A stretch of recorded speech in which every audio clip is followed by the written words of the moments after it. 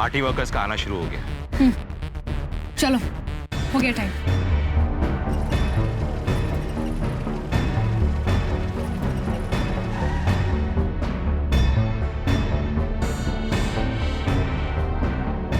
यार ये लोग तो हर गाड़ी चेक कर रहे हैं। हमें वो झंडे वगैरह साथ में रख लेने चाहिए थे यार। कहीं उन्होंने माना नहीं कि हम पार्टी वर्कर्स हैं, तो हम तो कहीं से भी उनके जैसे नहीं दिखते यार। अरे दिवाकर अंकल है ना वहाँ पे, तो कोई ना कोई रास्ता निकाल लेंगे। जल्दी स्टार्ट। चलो। क्या हुआ? जल्दी कीजिए ना स्टार्ट। क्या हो गया? यार गाड़ी भी अभी खराब है।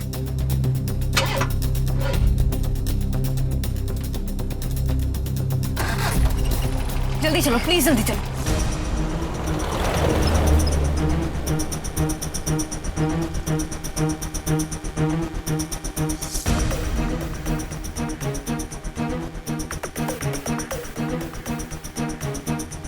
तुम लोग कहाँ से आए हो? कौन से जिले से हो? अपना कार्ड दिखाओ पार्टी का। कार्ड? वो अरे क्या हुआ, इतना टाइम क्यों लगा रहे हो? आदर्श बाबू समय पे मीटिंग शुरू करते, पता है ना? जाना दो इन लोगों को। लेकिन इन बच्चे जैसों को पहले कभी देखा नहीं। पार्टी ने नया युवा मोर्चा शुरू किया है, सब उसी के कार्य करता है। चलो जाओ तुम लोग, जाने दो इन्हें। चलो गाड़ी स्टार्ट करो, जाओ।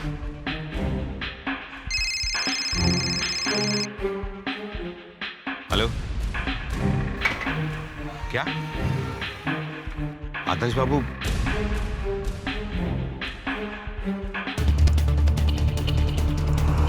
सर,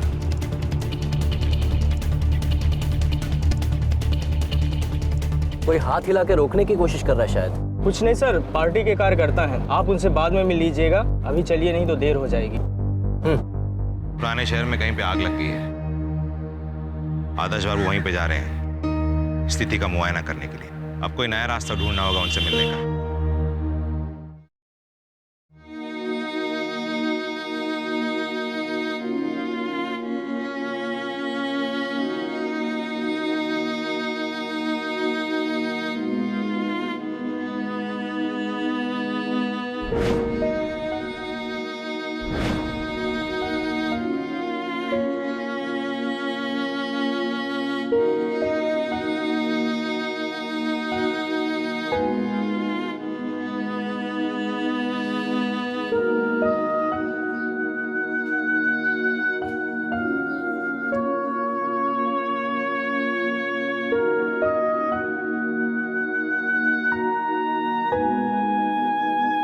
अगर चूर से देगी तो वही रहेगी। नहीं पागल, वापस आके बाकी का टर्म भी तो कंप्लीट करना है।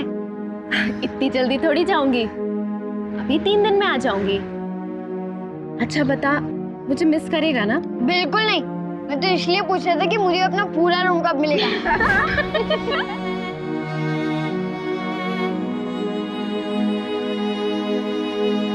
राहुल कहाँ जा रहा है बेटा? राहुल कहाँ जा रहे हो? ज्यादा दूर मत जाना।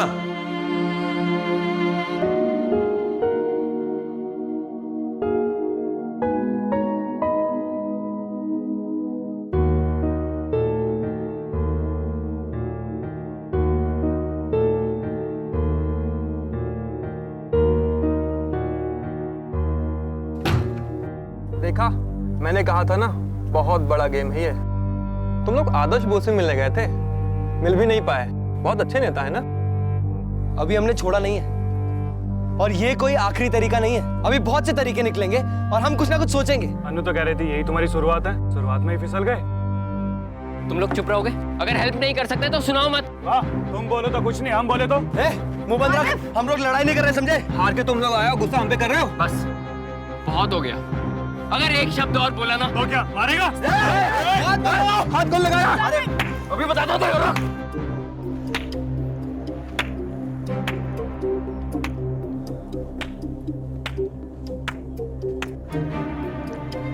बड़ी अच्छी लड़ाई है कॉलेज कैंटीन में, सेफ और सुरक्षित।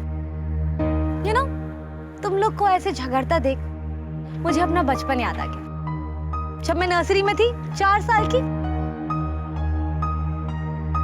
एनीवेज, और क्या कर रहे हो तुम लोग? तो आ गया ठकराल मुट्ठी में। तुमसे पूछा है किसी ने कुछ जो तुम हमसे पूछ रही हो? अन्नू रुको, जानवी ने पहले भी हमारी बहुत हेल्प की है। कैसी हो जानवी? हमें पता लगा कि तुम्हें बहुत चोट आई है, तुम्हारे मरते मरते बचने की कहानी। हम आना चाहते थे तुमसे मिलने। कुछ नहीं होता वरुण, मैं बिल्कुल ठीक हूँ। देखो तुम्हारे सामने खड़ी हूँ। वैसे काफी अच्छा लगा तुम लोगों की ये नौटंकी देखकर। ये नौटंकी नहीं है जानवी, हम सब ये काम बहुत दिल से कर रहे हैं, बहुत मन से कर रहे हैं। और अगर तुम भी हमारे साथ आ जाओ तो। मैं तुम लोगों के साथ? पागल हो गए हो क्या? मुझे इन सब चीजों में मत घसीटो, मैं दूर से ही ठीक हूँ। और वैसे भी दूर से तमाशा देखने का मजा ही कुछ और होता है। मैं अकेली हूँ। जानवी रुको, कम से कम ऐसा तो मत बोलो, हम सब तुम्हारे दोस्त हैं। दोस्त? मेरे पापा मेरे नहीं रहे, तुम दोस्तों की बात कर रहे हो। खैर, अगर ठकराल को हरा देना तो मुझे बता जरूर देना, ताली बजाने जरूर आऊंगी।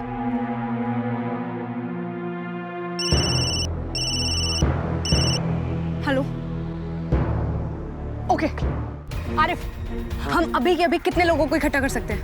पता नहीं, ये कुछ लगभग 40-50। क्यों, क्या हो गया? दिवाकर अंकल का फोन आया था।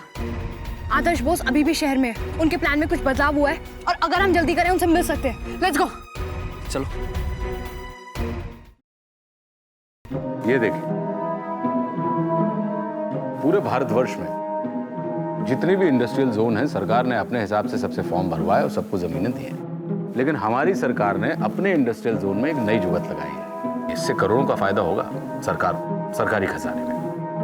हम अपनी इंडस्ट्रियल जोन की जमीनों की नीलामी करेंगे और ये वादा है हमारा कि 20 करोड़ की जमीन के 40 करोड़ मिलेंगे सरकार को। कितनी देर में आने वाले हैं आदर्श बाबू बाहर? अभी बस तुरंत आने वाले हैं। वो बंदा कह रहा है कि तुरंत आने वाले हैं आदर्श बाबू बाहर। हम लोगों को कुछ ऐसा करना है ताकि वो हमें देख सके। करना तो पड़ेगा, ये हमारा आखिरी मौका है। दिवाकर अंकल ने कहा है कि इसके बाद वो सीधा गाजियाबाद से लखनऊ के लिए निकल रहे हैं। तो कोई प्लान है? क्या करना है, कुछ पता है? लेकिन मेरा एक सवाल है कि अगर आदर्श बोस इतना ही ईमानदार है तो वो ठकराल के घर में क्या कर रहा है? पता नहीं, और अगर हमने मिलने की कोशिश नहीं की ना तो हमें पता लगेगा भी नहीं। हमें मिलना ही होगा यार। ये सब तो ठीक है ठकराल साहब, पर आपके शहर में बढ़ते जुर्म को रोकने के लिए आप क्या कर रहे हैं? मेरी खबर के मुताबिक ये तो दिन ब दिन बढ़ते जा रहे हैं।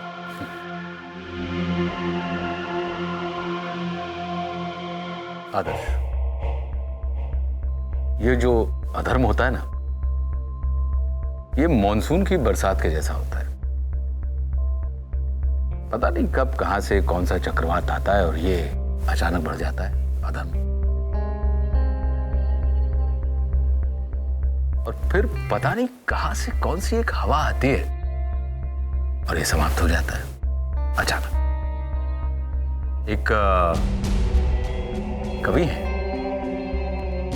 मेरे बहुत प्रिय हैं।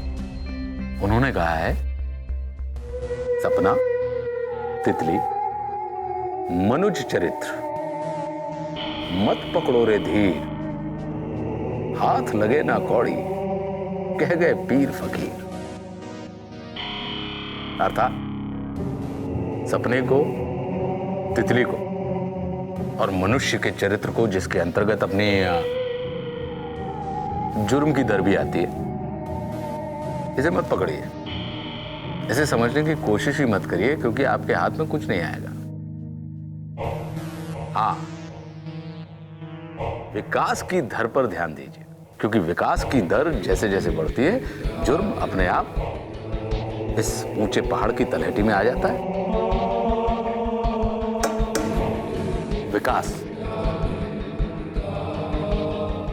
वाह ठकराल साहब वाह, काफी अच्छी बातें करते हैं आप, काफी चतुर हैं।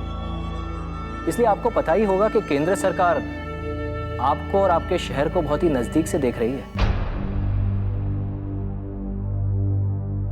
अरे भाई, ये तो बड़ी खुशी की बात है हम सबके लिए, आनंद का विषय है। नहीं तो हम लोगों को तो ये लगता था कि पता नहीं हम कितना कुछ करते हैं अपने क्षेत्र के लिए, लेकिन केंद्र सरकार का ध्यान ना हमारे क्षेत्र पर है ना हमारे ऊपर है। बधाई हो दयाल बाबू, सारी निगाहें हैं सरकार की हम आपके ऊपर। ठीक है ठकराल साहब, इजाजत चाहूंगा। अरे ऐसे कैसे? कुछ खा के जाइए, भोजन कीजिए, नहीं तो नाश्ता कुछ खाइए जरूर। नहीं नहीं ठकराल साहब, नहीं। क्या है कि बड़े घरों में मुझे थोड़ा डर सा लगता है। आदर्श जी, इसे बड़ा घर नहीं गरीब खाना समझे। अरे जिस तरह की बस्तियों में आप घूमते रहते हैं, समझ लीजिए कि वैसे ही कोई झुग्गी झोपड़ी में घूम रहे हैं, बस ये थोड़ी सी बड़ी है और पक्की है। सोचने से क्या होता है ठकराल साहब, सच गर्मियों का सूरज होता है, छुपता थोड़ी है। वाह, यथा नाम तथा गुण। क्या बात है आदर्श। शुक्रिया, चलें? आइए आइए।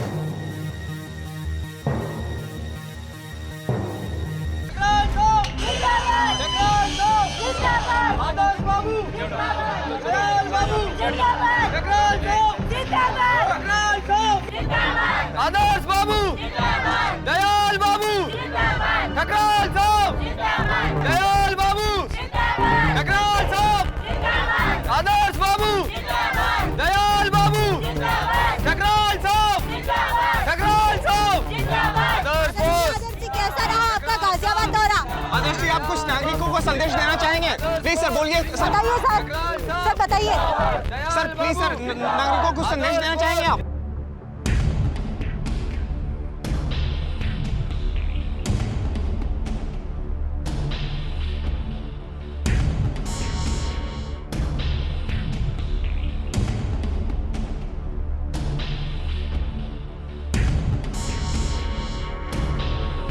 ये सब क्या है?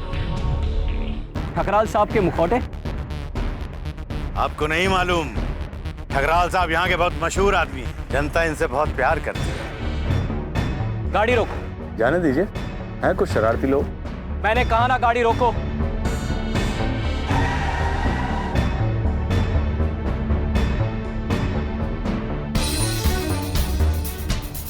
ये सब क्या है? क्या कहना चाहते हैं आप लोग?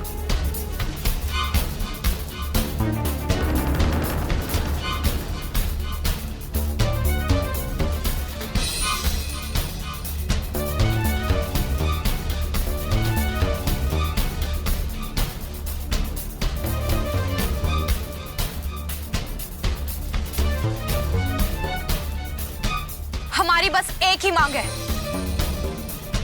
ठकराल की गिरफ्तारी।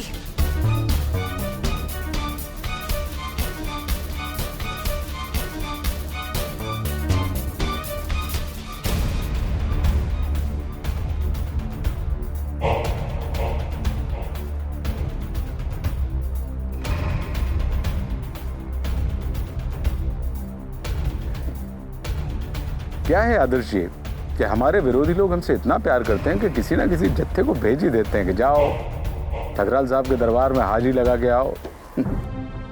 जलने वालों की कमी नहीं है हमारे देश में, आप तो जानते हैं। भैया आप लोग हटिए, आदर्श जी का समय बहुत कीमती है, वापस जाना है इन्हें, हम लोग आपस में बैठ के बात कर लेंगे। अभी हटिए। नहीं हटेंगे, जो करना है कर लो।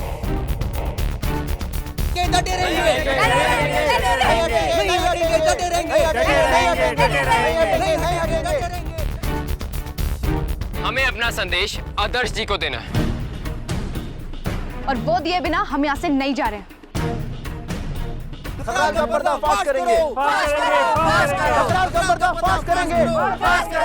बच्चों, आप लोग सिर्फ हमारा ही नहीं, अपना भी, हमारे इन अतिथि का और अपने सुंदर शहर गाजियाबाद का अपमान कर रहे हैं। ना चाहते हुए भी हमें कठोर होना पड़ेगा, क्योंकि हमारी विनम्रता को लोग कभी कभी कमजोरी समझ लेते हैं। हटिए। जो करना है करो, मारना है मारो, हम यहाँ से नहीं हटेंगे। मारोगे ना, मारो हमें, हम यहाँ से नहीं हटेंगे। वही करना आता है तुम्हें, जैसे औरों को मार डाला वैसे हमें भी मार डालो।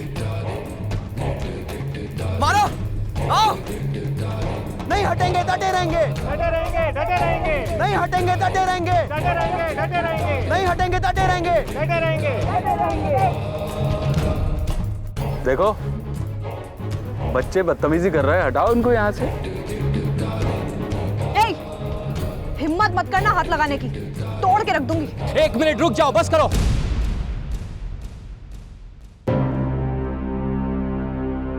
ये लोकतंत्र है और यहां पर सबको अपनी बात सामने रखने का पूरा हक है। अगर ये हमसे कुछ बात करना चाहते हैं तो हम सुनने से मना नहीं कर सकते। बताइए, आपकी मांग का कारण क्या है? और आप जो कहना चाहते हैं वो किसी कागज में लिख के लाएं, विस्तार से। हमें इंसाफ चाहिए। हमारी दोस्त गाजियाबाद डिस्ट्रिक्ट की बैडमिंटन चैंपियन रचना मेहता, जिसे ठकराल साहब ने मरवा दिया।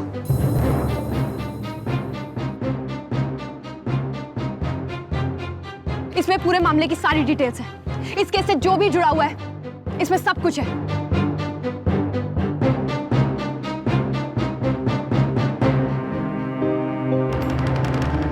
ठीक है, मैं देखता हूं। सर, हमारी सारी उम्मीदें आप पे टिकी हुई हैं। रचना मन से मानती थी कि सच की हमेशा जीत होती है, लेकिन जब से वो गई है तब से हमें भी लगने लगा है कि सच की जीत नहीं होती है। प्लीज हमें भरोसा दिलाइए सर कि सच अभी भी जीत सकता है। इस देश में अभी भी इंसाफ बाकी है। Please sir. मैंने आपकी बात सुन ली है, मेरे यहां से आपको जवाब जरूर आएगा।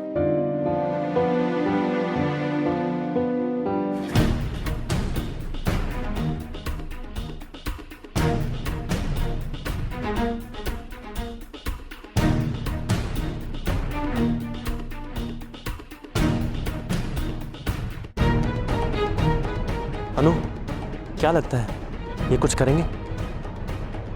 करना चाहिए, अब तो कुछ करना चाहिए किसी को। हम कोई लड़ाई शुरू करते हैं तो हम जानते हैं ये मुश्किल होगी, लेकिन हम कभी भी इस बात का अंदाजा नहीं लगा पाते कि इसमें कितने बलिदान देने पड़ेंगे। रचना की इस मुहिम ने बहुत कुर्बानियां मांगी हैं। राशि, दिवाकर, मोहित, सिद्धार्थ, अनु, अमर, राहुल, वीरेंद्र, सबने अपने अपने कितने लम्हे, कितनी जानें कुर्बान की। और बहुत से अनजान लोगों ने भी, जैसे कि इंस्पेक्टर जायसवाल और अब हॉस्पिटल में काम करने वाला नीरज भी।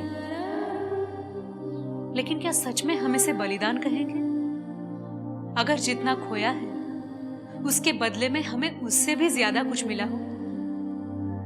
इन सब लोगों ने बहुत कुछ खोया है, कुछ ने अपनी जान भी, लेकिन बदले में सबको अपनी आत्मा मिली है। अपने आप को जानने का एक और मौका मिला है, और मिला है एक ऐसा अद्भुत सम्मान जो अब हमेशा उनके साथ रहेगा, क्योंकि इस बलिदान के बाद ये सब सत्य के योद्धा बन गए हैं। ठकराल उन्हें मौत से भी डरा नहीं पाया, क्योंकि उनका जीवन अब सार्थक हो चुका है।